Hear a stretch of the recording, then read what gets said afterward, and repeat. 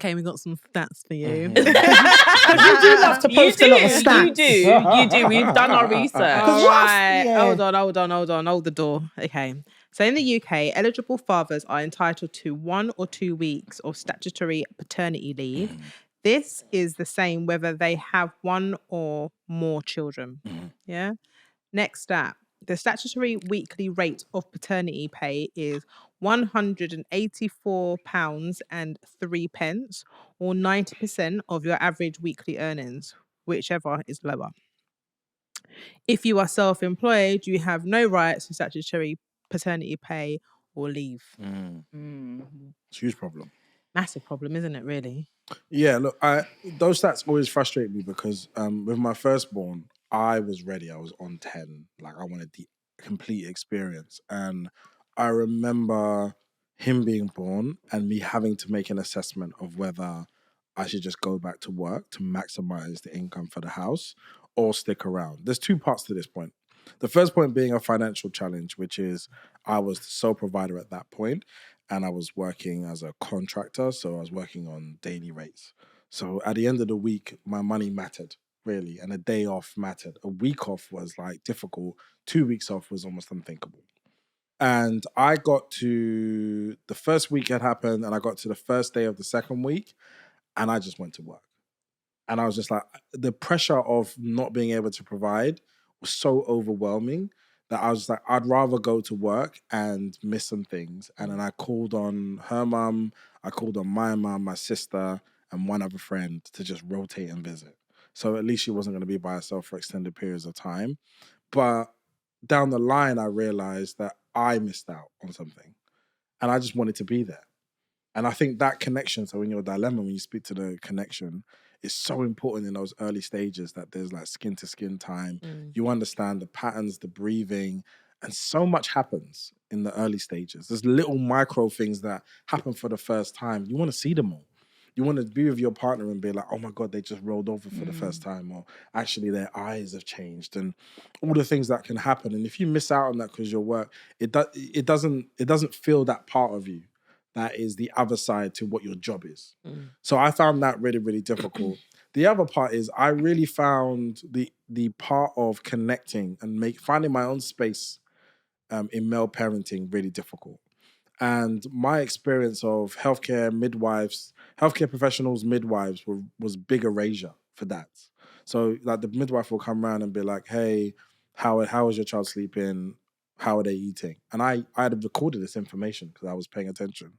And I would share what it was, and they would be like, okay, so mum, how are you finding the... And I understood it as an importance of checking in on mothers. But because there was no space for fathers, and there was versions of that throughout the whole process, through pregnancy and the first 6 months, I actually just felt like, am I needed here? I couldn't find value in my presence. And again, I'm the first time person in my family doing this. Like, my brother had a child earlier, but I was the first one to be married and have children. So it was like a completely different thing. And I just struggled with that. So it was like, even when family would come over, it was like get out the way and like, where are they? And that's well and good on the surface, but there's a point where you're just like, where am I in this? And I never really got my answers. I basically just found things for me to do. I used to meal prep. That was my thing. Like, make 9 weeks worth of food and just feel like you're doing something. So I think but those 2 things combined made me not being present in the early weeks possible. But I think it was the worst thing I did. So with your other children, did you change it up? Or did you come to that realization a little bit later on? Yeah, with my daughter, it was really because the reason why I started Dope Black Dads is because I couldn't emotionally connect with my daughter. I think she had colic, but my son had colic also, but there was something where if I touched her, she would scream the house down. And I was like trying to work on being energetically correct to be in the house with her. So I was meditating like 4 hours a day, visualizing, trying to connect, figure out how do I get on the frequency that she's in. If I just went near her, it was a horrible feeling. And it was this really horrible experience of just feeling like my wife, who's like my best friend, being overwhelmed with 2 children, basically, because my son is like, well, you're my mum and I want you. And it used to be me and who's this? And then obviously a newborn being like, I need you. And no one being able, I can't connect to anybody. So I was like, anyone, like who needs anything? And I felt like that time for me was where I realized the man I thought I wasn't yet. That was a really hard thing to reconcile. So speaking to other men was my only remedy. It was like, look, guys, what are you guys doing? Because there's no way all of us men are just standing on the outsides with our hands in our pockets, waiting for someone to need a shelf to be fixed or somewhere to drive to. Like, there's got to be more to this. Like, I wanted this since I used to watch Wife and Kids, Fresh Prince of Bel-Air. So I know I want this, and I know I'm present and I'm connected and I'm doing all the right things. There's love here. But why is it not feeling good? And those answers didn't come until way later. That is just a weird experience that dads go through, and we haven't found a societal answer. But for me, parental leave is a massive part. If I don't have to think about money as much, I can invest in focusing on the house rather than providing. Would it be nice if they split it? Like maternity, like mat leave and paternity leave. So They do have shared parental leave exists. But the problem is that whenever it comes down to who should spend as much time, it will just come down to who's going to make the most money. And if men are traditionally making more money, it just becomes the burden of like, well, you kind of need to go. Otherwise, we won't be able to pay our mortgage. That cycle means that men just always have an excuse to not be home. And that's something that we're trying to remove. Isn't it the patriarchy's reasons? The system isn't the system that was built and created by men. Isn't it a male issue, basically, what I'm trying to say? Because the system was designed that women can't enter employment and out-earn men. It's highly unlikely because we are paid maternity pay and all of that stuff. So we get reduced income. That is to benefit men. So they're always the higher earners. When we're looking at earning more and so on and so forth, men have that capacity to do so. So now my view would be, or I'm just thinking, why would or should a man have that shared parental leave? Yeah. I would say 80% yes, 20% then no. Okay. The yes part is obvious. Yes, the patriarchy has been developed by men, and we've created a capitalist economic system based on our abilities. So you get paid for being closely aligned to us and our values as possible. The 20% no is like, I'm black. If you believe that I was the co-creator of a patriarchal system, I uphold it, and my likeness has upheld it for way too long. I didn't create this. This is not even designed with me in mind. If you look at where black men excel, it's where there is limited barriers and systems in place to prevent them excelling. So things like sports and, the fastest runner, the best football player, music, arts, creative, those realms we dominate because you can't stop me from painting a piece of picture and putting it on Instagram and saying, buy this, and everyone's saying I love this. Or you can't stop me being a skeptic because I'm putting music out and people like it. But when you start talking about us going into the structures, historically, we were the ones that had to go out and figure it out. In figuring it out, aligning with whiteness was the way. By the way, I don't even agree with it. I don't endorse it. But it was like, for your family, go and provide. Go into that wilderness jungle and figure it out. There was no like, I can't and I'm not going to, or actually, I want to preserve my blackness and I want to destroy provide. We are hungry today. So a lot of men got sent into the world to figure it out. Some men got lost. Some men got destroyed and emotionally are broken and not the same anymore. Some men figured it out and found balance. But like, I can't just condemn black men for a structure that was created without us in mind, that we were told to go and figure out. Do you know what my favorite ever film is? Fences. I love that film. Yeah. If you watch Fences, now by the way, the Denzel Washington character pissed me off, on man. paper is so problematic He's and broken. He's out of order. But if you listen to him, there's so much food and information in how he became who he is. Even if it's wrong, the logic is wrong, but he's telling you what's going on for him. There's food and information in it. And until we can see love in between us in blackness, that will continue. Like, that will just continue. Like, and also, there's the part of the no is, right now, black women are cooking. if you're not present to the fact that the educational standards and rates, the rate of income that is over 100,000, the amount of women that are doing that year on year is increasing dramatically, that's not going to continue in the same way for long. So it's not like post-patriarchy. It's like how capitalism evolves and becomes centered, and more people have more opportunities to do different things. When you talk about digital economies, there are people selling spreadsheets making £2,000 a month.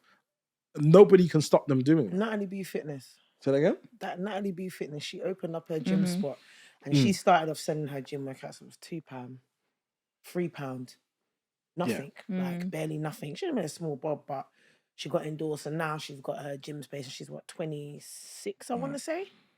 Yeah. And that was off of the back of that.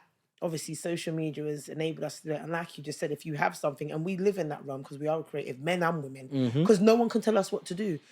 The fact that we can have millions of followers, people are packing their fridges and we're watching that content. Yeah. We're watching you tidy up. And look, it's not a perfect system. It's not a flawless system. It's not a female first system. Absolutely not. There are loads of challenges baked into it, but there are more opportunities available now than ever, right? So if you are determined to make something of yourself, there are possibilities. What I think the greater challenge is that within whatever's been created, the Black experience, for some reason, has become so violent that we can't even get along within our genders, let alone outside. There's a lot of fragmentation.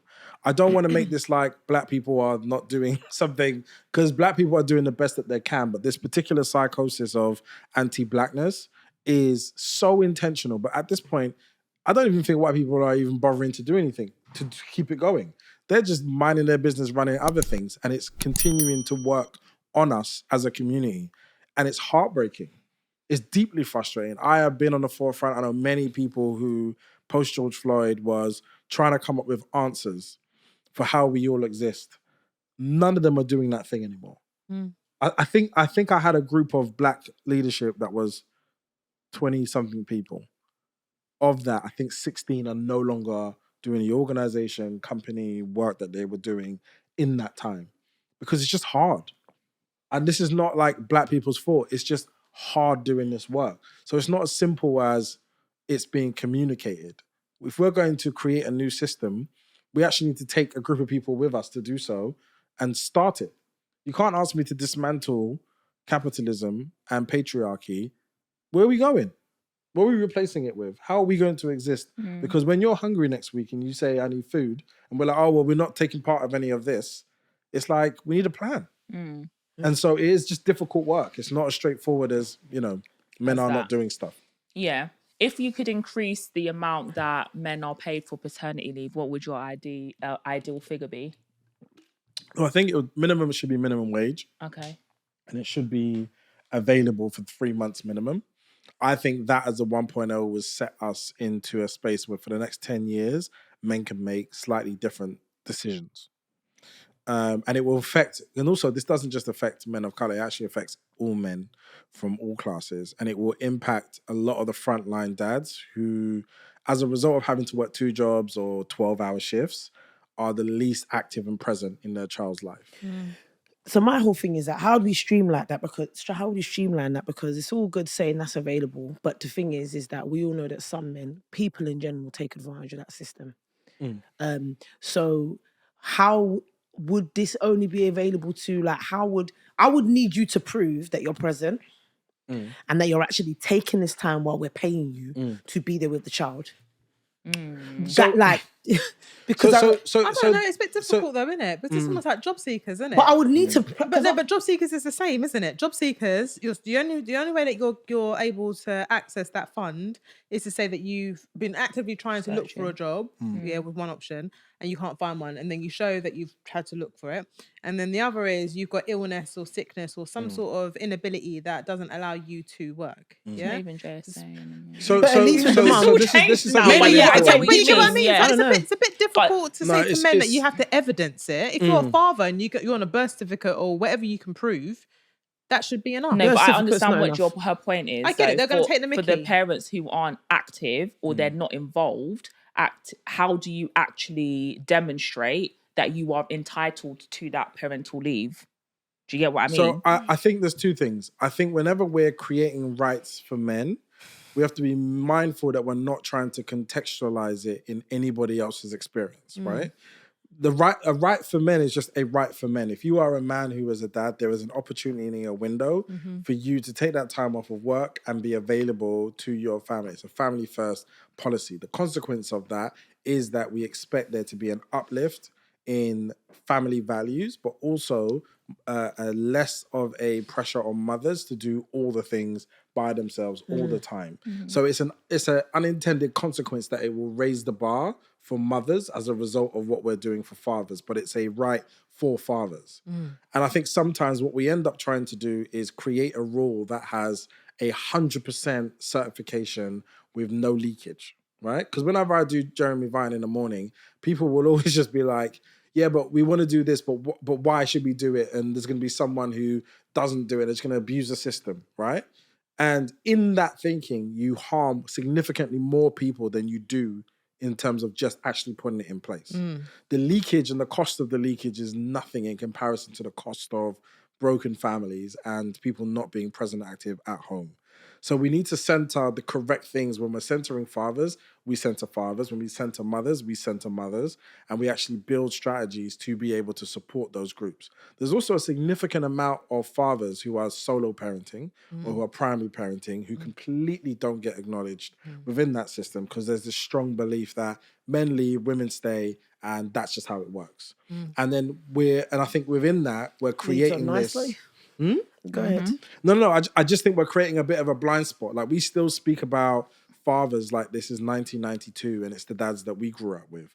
This generation of fathers are way more active than the previous generations. We won't see the results until my son is an adult speaking out loud about how normal it is to have his dad attend every single one of his games, to hear about how he's dating, to know what his best friend is called, to know what his doctor is called, to know where his red book is. Like, all of that stuff will only happen in probably about 20 years' time. So what we can't do, though, is like recreate the challenges from previous years, make them present today, and believe that we're going to move forward. Agreed. Like, and do you know what? When you're saying this as well, it's making me think about youth violence. And it's been going on for such a long time now. These kids walking around with these flipping swords and all this type of stuff. It's swords, isn't it? There's swords in their pants and walking around. And a lot of times people talk about what's the family doing about it? Is the family there? And I'm wondering, when you're saying things like this, is this some, I don't know, part of an action plan that the government should be thinking about in regards to putting family first? Because you need a stable home. We all know this, a stable home. It reduces the risk of things happening in regards to like crime or missing from education, those types of stuff. Maybe that is the method that needs to be put in place, and the emphasis and encouragement of people staying in relationships or having good co-parenting relationships with each other, and then sharing that a bit more. Because I think, I don't even know the stats, and I'd be interested to kind of see it, whether or not those children that are getting arrested left, right and centre, and it's impacting on all ethnicities, because people like say black, but it's all ethnicities. I wonder how many of those parents are actually together or not. Listen, and look, I think there's questions around what single parents can achieve and create. The statistical best scenario is that there are two parents. It doesn't actually matter what the gender is, just two parents, two adults looking at children and caring for them is better than one. That's just logic and numbers, right? But there are multiple different ways. And when we had community, it used to be that, like, we had Afro-Caribbean society. My gran would take us on coach trips. Every single person on that coach going to the seaside. Yeah, wicked. Yeah. Hardo bread, you had fried chicken with the Tupperware, beach. with the chicken and the... Yeah, so like when you created those communities, they had expanded communities, and then as a result, you're, you know, even like where you chose to live. So living in Dalston, living in Ladbroke Grove are specific. Because you lived there, I would come and live there. I would bring my children, your children are my children, and vice versa, right? But because we've lost that element of community, like, my closest friends live in Bromley, Ladbroke Grove, Tottenham, and Clerkenwell.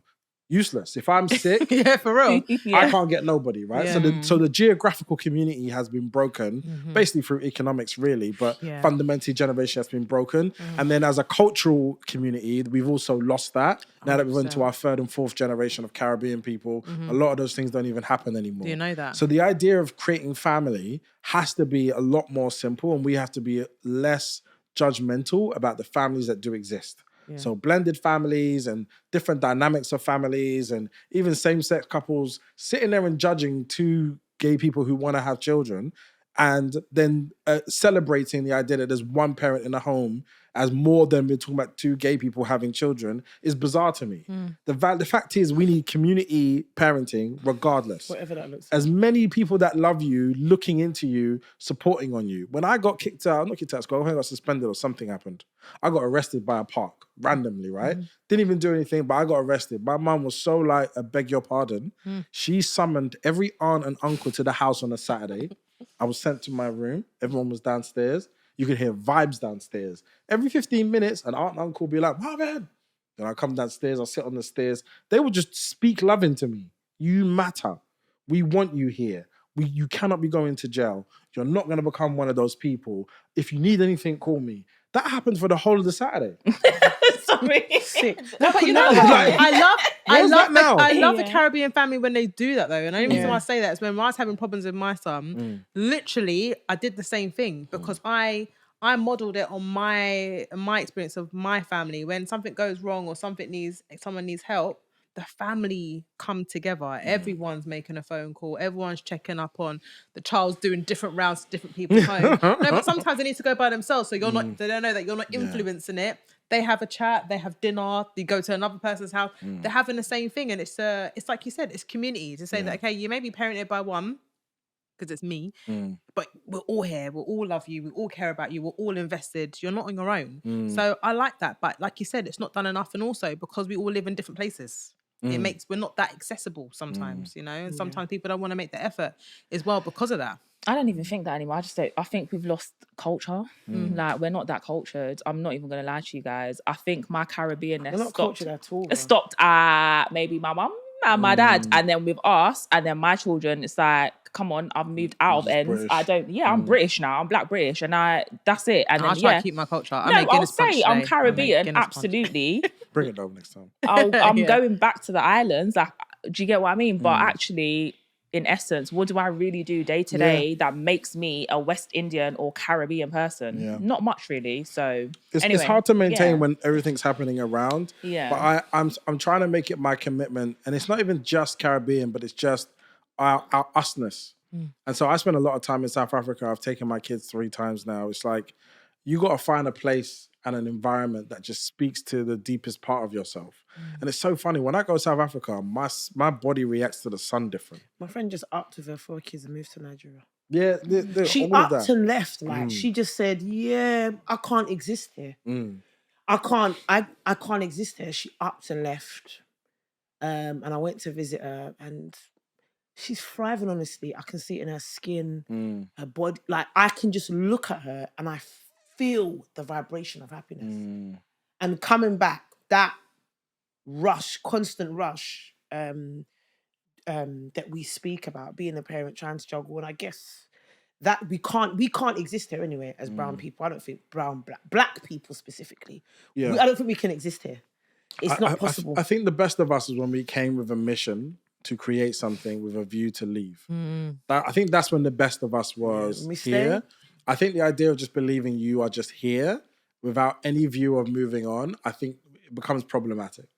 Because I think if you're trying to make money here and you know you're leaving, then you live in a very frugal way, in a way that's like, I'm getting out of here.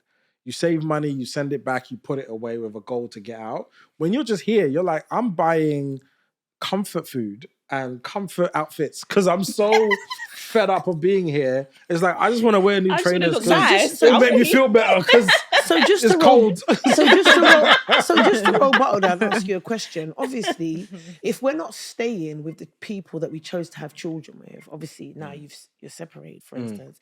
If that's your end goal, but that's not your ex-wives, where does that leave you and the kids? Because now you're in because we all haven't got, and it's back to that alignment, we all haven't got a common direction. So how does that work? How do we do? Because now we're at a court case. If you're on a birth certificate and stuff, now you're battling. You're saying this is better. How? If it depends on how your relationship breaks down.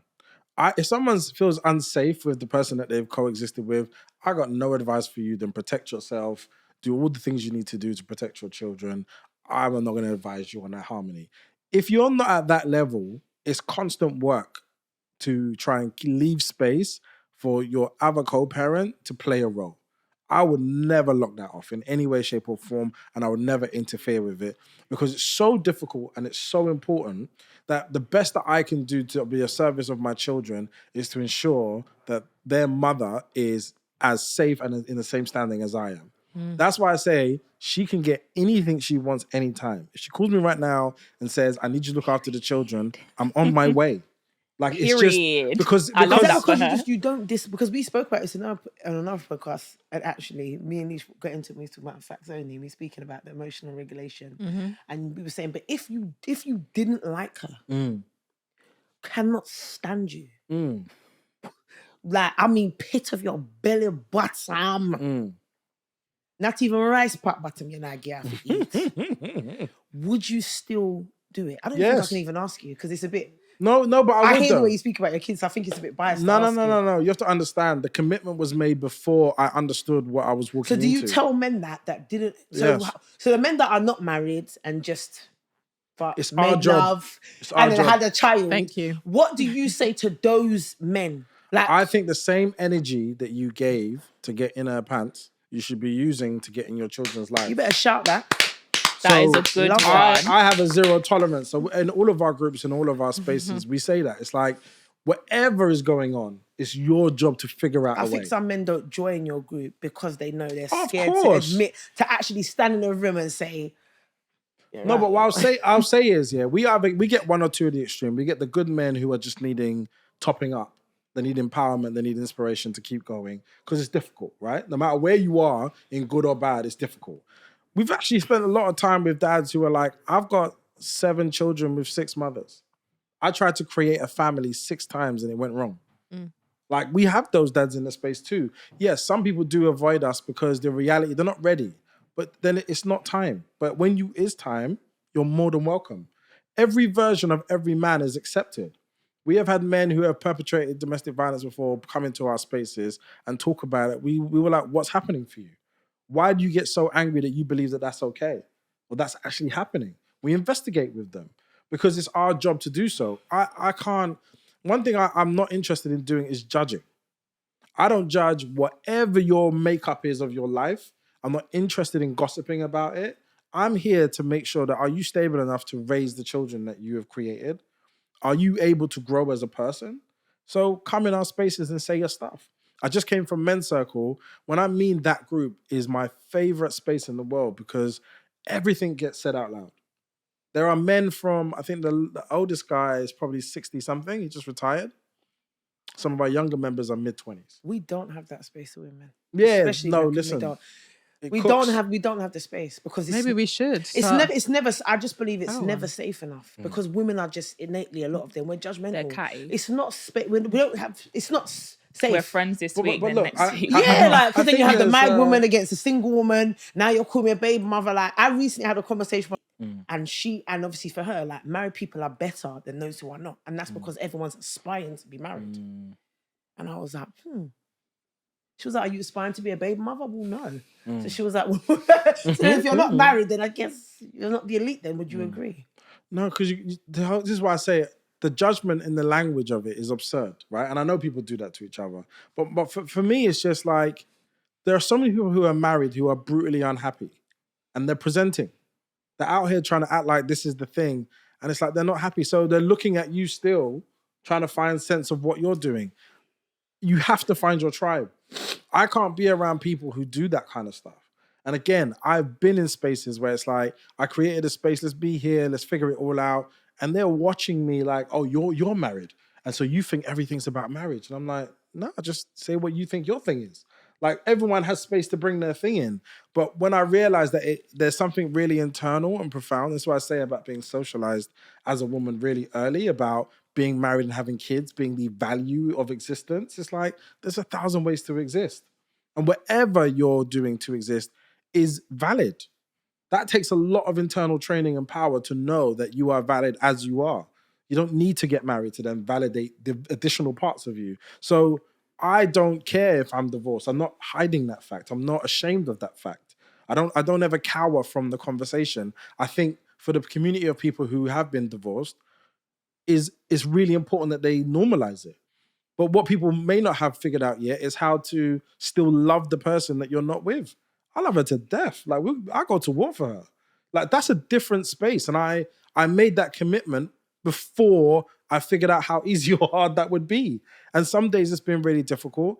But on a whole, I look at her and I'm like, we're doing it. Our children are in a great space. But a big part of that is just like the boundaries that I have around my family are in place because I observe those types of things. So would you blend? Oh, I would, but like, it's not about, those things don't even, that's not even I don't even register that question. She can bring someone into the family that she loves and that's her business. That's her right to do so in moving on. I don't control any parts of her life. And I'm you just would here do to the help. same, Yeah, I'm just here to help, man. Like, yeah, love is different than I think what people realize. And we've not really landed on a definition of love that is truly as powerful as we believe it to be. And it's like, I can't tell you I love you one day and then like never talk to you again while we have a child. Or like dishonor you. Like go on a platform and be like, nah, this like, never, man. Even the woman that licked me in my face with the ashtray, I'm like, it's not funny. let's not talk about her no more, man, because I don't want to accidentally go into a monologue and find myself figuring it out. It's just like, I committed to her at that time. I loved her at that time. I think that men don't take responsibility for that to actually say. And again, that same friend, she always says like, she says to me like, you picked and chose that person. So she always says like, be accountable that you picked that person. It's hard. It's hard. And that's a hard pill to swallow. But the only way you'll move through it is if you accept that fact. If you're blaming that person, she says that all the time to me. You will always hold on to that and believe that they needed to do one other thing different. Like, no, I chose you, and we didn't align, and we made a powerful choice before it became destructive. Now we're able to coexist and do this great work, and we're doing it. I have no questions about that. But I'm really at peace with it. Yeah. Well, we did have some more stats, but I don't know if we run out of time. Let's time go, for that now. To be honest, go on quickly. I mean, so just tell the engineer about himself, man. So just real quickly, obviously we did touch on single parents. So just some stats on Gingerbread. 1 in 4 families with dependent children in the UK are headed by a single parent. 89% of single parent families are single mothers, 11% are single fathers. And across the UK, 2.7 million children have no father figure at home, representing almost 1 in 5 of all dependent children. I think you can speak on that, considering that you are present and your father was not. Well, look, the problem is that in those statistics, my ex-wife and the mother of my children would be considered a single mother because in our house there isn't a man, and that's problematic. So these stats don't take into context active fathers who are not in the home. And so, again, we have to make sure that we frame the issue correctly so that we can deal with the issue correctly. If I make it sound as if 89% of women are single mothers, that just sounds absurd. What that really is the men choose to leave the house. For some of those men who choose to leave the house because they allow that, whether it's consciously allowing the mother to have the house or whether it's just them leaving. But if they leave the house to the mother, that's what happens. So those stats, I think, are misleading, and I want to be mindful of perpetuating misinformation. What I will, though, say is, though, for the mothers that have just been left and do not have an active man, you have every right to communicate what your experience is and how it's feeling for you to be by yourself. When I have my children, we do co-parenting week on, week off. In my week, like, there are points where I'm like, I don't have it. Like, to be up, to be energized, to make the perfect meal, because my kids, if the food doesn't Caribbean enough, they're not eating it. Straight. I see it in the bin, or they're just like, so... Are you making them shepherd's pie? By any chance? What do you mean? My mum raised me from 12 years old to cook like she does, so I can cook. But the bigger point is, it's like, there's days where I don't have the capacity. Like, I really am working. We spoke about this. Like, my 7 jobs are real. So whenever I'm tired, like, I might have woken up 6 a.m. to record, and then I'm going home and like working with my clients all day. I stop at 3 so I can be a human being by the time I get them at 5. But I might get them and still be tired. I might want to fall asleep. I might struggle to get till 8 p.m. So, but mothers are doing this. This is what Alone. I'm saying. So you have every right to beat your drum loud about how hard it is and the lack of support that you do have, 100%. And I think it's really important that's why I speak to men sometimes very directionally, because if you are one of those men who just left, if you made promises and you had sweet things to say in the beginning, and then you met the rest of that person and you realize that it's probably not going to work, and then you leave, still your responsibility. It's impossible. It's absolutely unworkable for you as a man just to leave and not contribute. And financial isn't enough. It's the other stuff. It's time. If you're not coming to be like, whenever you need me, I'm there. If you're not being of service to your family, you're just a coward to me. I say this. I don't rate it. Yeah. And I think like, because we don't talk openly enough in those ways, we accept excuses and men saying, oh, she was crazy and da-da-da-da. I'm like, nah. You knew that when you met her. No, but I just don't even buy it. Like, we all got stuff. Yeah. I don't care what anybody's saying. I got stuff. I've never met anybody who ain't got carrying a little bit of something, a story about themselves, how they were raised. We were raised in a very specific way. So there are no excuses. And if you make that choice in the beginning, that is a part of your life choice. The kind of man that you are will say that I'm still going to be there regardless of my choices and the context of which was created, that I co-created. So it's just hard. People think because we get along that it's not hard. There's days I sit there and I stare at the wall and I'm like, this is work. I'm having to go inside myself today and be like, Marvin, it's okay. We're going to figure it out. We're going to drive where we need to drive to and do whatever we need to do. And it's just stuff. Like when you've got people you love outside of yourself, there's constant things that I have to be ready for, aware of, pay attention to, show up for. Like the amount of school plays that my children have, 2 children, and the amount of times every term, there's non-uniform days and it's like, oh, there's something at my house that I have to bring, the movement that I have to go around. It's just stuff. You're not intentional with it. I think some men, the resentment they feel for the person they have kids with, they just switch that off. I hear that, man. I don't have that gene and I can't switch it off. But I'm very, very aware that I'm not saying to those men that it's not hard. That's what I'm saying. Come to the space. You can cuss all the bad words in the world and talk about all the things. But then it's like you leave and you go do what you got to do. That's the work. There's no excuse. There's none. You can fix anything that you have created with consistency and discipline. If you do not have that, then that's just who you are. And me even talking to you is a waste of time. Mm-hmm. You're not going to be able to fulfill the things that it takes. And I accept that in you. I don't even judge you for it. I'm just like, you're just not someone who has alignment with someone like me. I'm focused and I want to surround myself with men who are doing it regardless. I don't want to stop. Amen to that. Yeah, you said you don't want to stop. Let's keep going. But no, you've given us a lot of... Yes, you did. There's a lot to think about, you know. A lot to talk about, there is a lot to talk about. There is a lot to talk about, and boy. Maybe we need to get another part 2. Do you know what? I feel like we need a part 2 to this. I'm going to draw you out on the podcast, though. 100% though. I'm going to draw you out. What do you mean? Because you're... So, shush your mouth because you've been talking, yeah? Go on. Basically, we had a little clip go out. Yeah. Okay. Do you run your page? No, not fully, but there's a couple of us. Oh, okay. But that was intentional, though. Was it? But you didn't tag us. It was Did we not? No. Or wasn't it on a different platform? No, right? It was our platform. It was our platform. It was our No, content. you know why? I think I stole it from... I think you stole it from someone else. I stole it from TikTok. You stole it from TikTok? And then I put it on Instagram, but I didn't know that you had a Instagram until just now because I tried to call you guys for Instagram. Yeah, you did. But no, I take the cussing and I'm really sorry. Let me give it harder. You need to CC, put the CC thing at the end. Allow me. Yeah, go on. I will find a context to make it right. Oh. Okay. Yeah? Oh, that sounds good. Yeah, 100%. What does that mean? I'll find a place to get big up what you're doing to make it big and loud. Listen, I'll find a way. Yeah. The person I've met today, yeah, if someone ever tells me bad about you, I'm just going to think you're psychotic because this it wouldn't make sense to me because who are you talking about? I have balance, man. I tell people to all the time. Because it's important. Boundaries and lines and disrespect and dishonor. I love boundaries. You do therapy, yeah? Yeah, no, you listen. Gym, you run, all of the things. You punch. Man. What do you do? I do all the things. You eat. All the things. My family are well protected on multiple levels. Love that. Yeah. Yeah. That's good, man. But I'm sorry for taking it and not tagging you. I'll make sure. We didn't even shout in the comments. Because I think it did pretty well. It got like 40-something. It done very well. That really. I even actually DM'd you saying hello. You should though. I did say you didn't. Hey, please, can you? What clip was it, Michelle?